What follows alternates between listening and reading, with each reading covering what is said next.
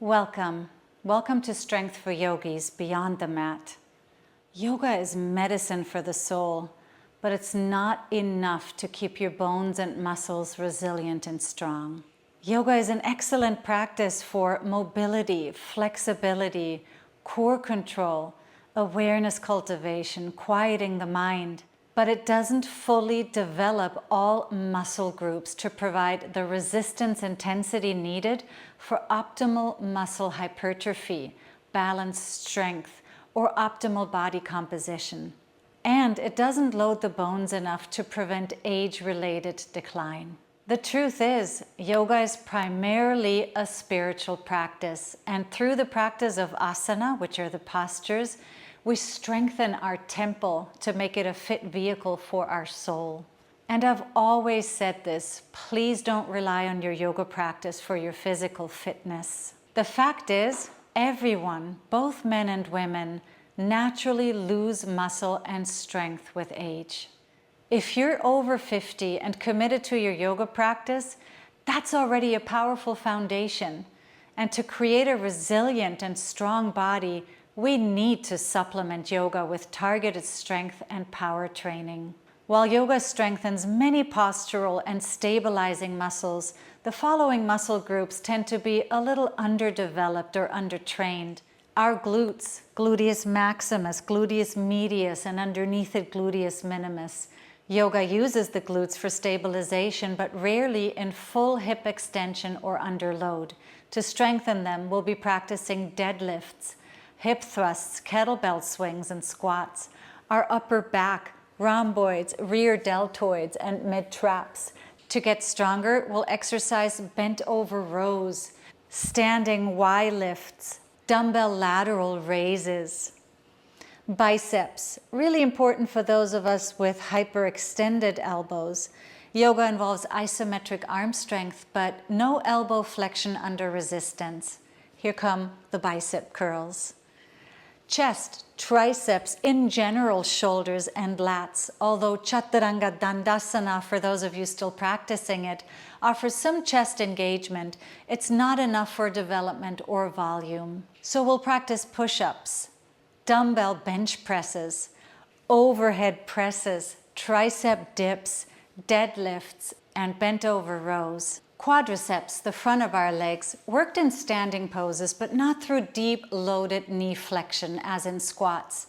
To strengthen them, we'll be practicing squats, goblet squats, lunges front and back, and Bulgarian split squats. To strengthen our core, we'll do plank walkouts, leg lifts, dead bugs, and wood chops. Let's talk about fast twitch muscle fibers. Most yoga uses slow, sustained holds, which is why it's so beautiful. But explosive power is not trained.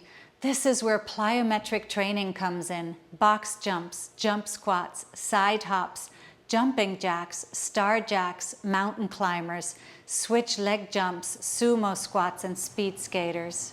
Adding strength training to our yoga practice through compound movements that address more than one muscle group will prevent injury, improve posture and alignment, build metabolic tissue, which is lean muscle, build bone density, and support hormonal health. Now, I want to talk about women and the transition through menopause.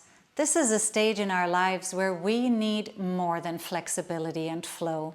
According to Dr. Stacy Sims, leading expert in female physiology, we need high-intensity training, heavy lifting, which activates type 2 muscle fibers, and short, sharp workouts to build strength, maintain bone density through impact and resistance, and boost metabolism. Dr. Sims' groundbreaking work reminds us that training strategies must align with female physiology, especially during and after menopause.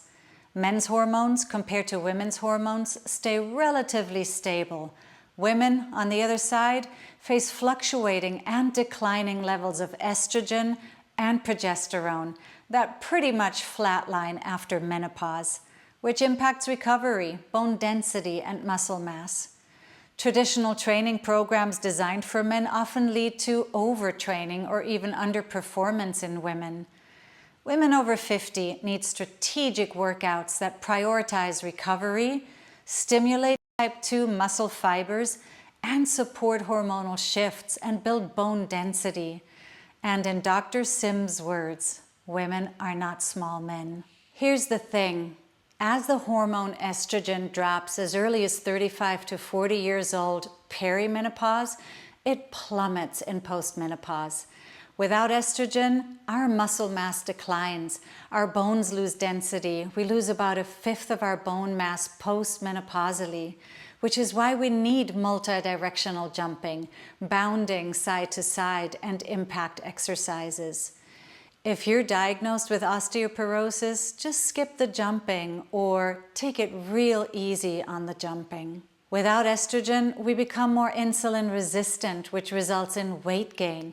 Serotonin levels drop, which affect our mood, and cortisol's levels rise, which makes us feel more stressed out. The focus of this 3-part Strength for Yogis series, which is for all genders, is to build up to lifting heavier weights, performing fewer reps, and load the bones with sprint interval training, plyometrics, and other HIIT exercises, which is high-intensity interval training.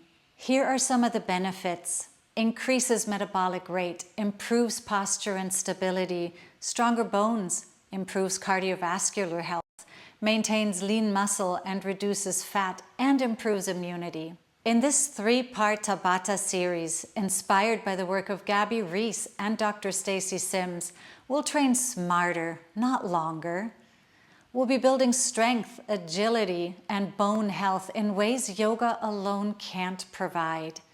Tabata workouts are short, intense bursts of movement, followed by a short rest and recovery period in which we'll focus right on the breath. Sound familiar? This workout consists of high-intensity interval training, sprint interval training, and resistance training, weightlifting, but also using our own body weight.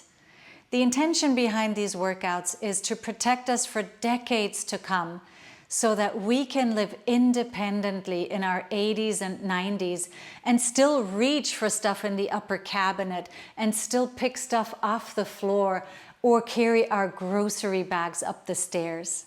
And guess what? It will also enhance our yoga practice. Here's how it works.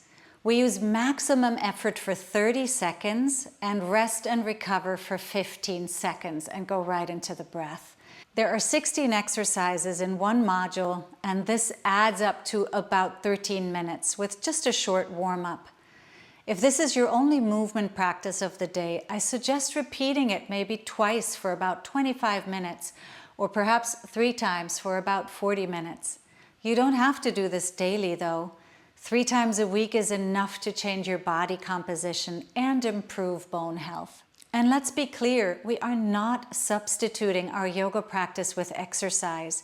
We are supplementing it, we are adding to it, and perhaps as a result of it can drop more deeply into the other benefits of yoga, such as quieting the fluctuations of the mind and dropping into awareness of being. I do the shorter workout every morning before my yoga and meditation practice. If you can do this outside, even better. You'll absorb the benefits of daylight and breathe in the oxygen and prana available, and soak up numerous other benefits of nature exposure. It's recommended not to do strenuous exercises fasting or on an empty stomach, but even a loaded coffee or a latte, some tea with milk and honey will be enough for this workout. Within 45 minutes of your workout, have a smoothie with some protein powder and creatine or some other protein-rich snack to support your muscle growth. What you will need: dumbbells and kettlebells of various sizes, a stretchy band, optional, a Bosu ball or even just a yoga bolster, a mat, and some shoes unless you're practicing barefoot outside. Each of the 3 videos starts with a demo of all the 16 exercises and a short warm-up. Let's do this because we're not fragile.